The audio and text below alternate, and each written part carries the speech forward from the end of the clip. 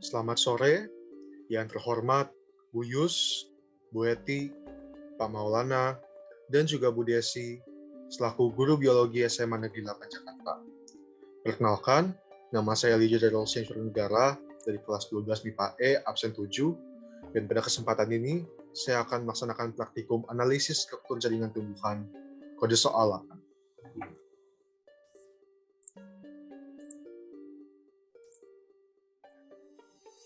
Untuk gambar yang pertama, gambar ini merupakan potongan melintang dari rizoma eceng gondok yang diperbesar 40 kali. Bagian yang pertama adalah erenkim. Erenkim berasal dari kata aero yang berarti udara dan parenkim yang berarti jaringan dari sel-sel hidup. Berarti erenkim adalah parenkim yang berisi rongga udara. Erenkim sendiri dibutuhkan pada eceng gondok agar eceng gondok bisa mengapung di atas air. Kemudian yang kedua, ini adalah berkas pembuluh yang terdiri dari sel-sel parenkim. Untuk yang nomor 3, ini adalah metasilem yang berukuran sedikit lebih besar. Metasilem sendiri adalah silem primer yang terbentuk dan matang setelah organ tumbuhan tersebut telah menyelesaikan perpanjangannya.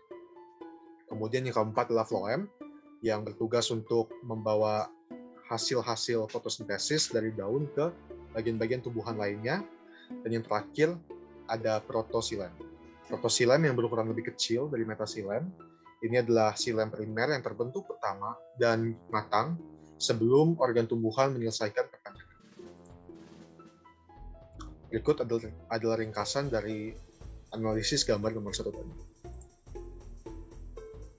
Kemudian untuk gambar yang nomor 2, ya ini adalah gambar jaringan pembuluh, jaringan pengangkut yang diperbesar 400 kali.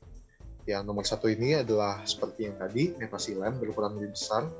Yang kedua protosilem. Yang ketiga ini adalah juga berkas pembuluhnya. Dan yang kemudian yang keempat, ini adalah sklereid. Sklereid adalah sel-sel parenkim yang mati dan kemudian mengalami penebalan dinding. Berikut adalah ringkasan analisis bagian dari gambar nomor 2. Untuk jaringan pengangkut adalah jaringan yang berfungsi mengangkut transportasi air dan mineral maupun hasil fotosintesis. Jaringan pengangkut terbagi menjadi 2, yaitu silem yang berfungsi mengangkut air dan unsur hara dari akar ke seluruh bagian tumbuhan. Dan ciri-cirinya adalah tersusun atas sel-sel yang sudah mati maupun sel hidup dengan dinding yang tebal tersusun atas zat liquid. Kemudian yang kedua ada floem. Floem berfungsi mengangkut hasil-hasil fotosintesis dari daun ke seluruh bagian tumbuhan. Ciri-cirinya adalah tersusun atas sel yang hidup dan juga memiliki dinding sel yang tersusun atas selulosa sehingga dapat dilalui air dan gas. Untuk soal yang terakhir, ini merupakan gambar dari potongan batang bambu. Untuk bagian pertama, inilah empulur. Untuk bagian yang kedua, ini adalah endodermis atau bagian kulit yang paling dalam dari korteks, membatasi korteks. Kemudian yang ketiga, ini adalah bagian korteks yang dibatasi endodermis di dalam dan epidermis di luar.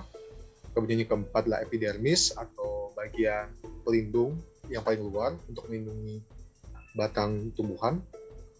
Kemudian yang kelima ini adalah jaringan. Berikut adalah kesimpulan dari analisis gambar nomor 3. Ini yang empulur yang pertama terdiri dari sel-sel parenkim. Kemudian endodermis itu jaringannya sendiri. Kemudian korteks terdiri atas jaringan penyokong yang tidak terdiferensiasi. Kemudian ada epidermis. Dan yang terakhir adalah jaringan pengangkut yang mengandung silem dan floem yang telah dijelaskan pada gambar 2 sebelumnya.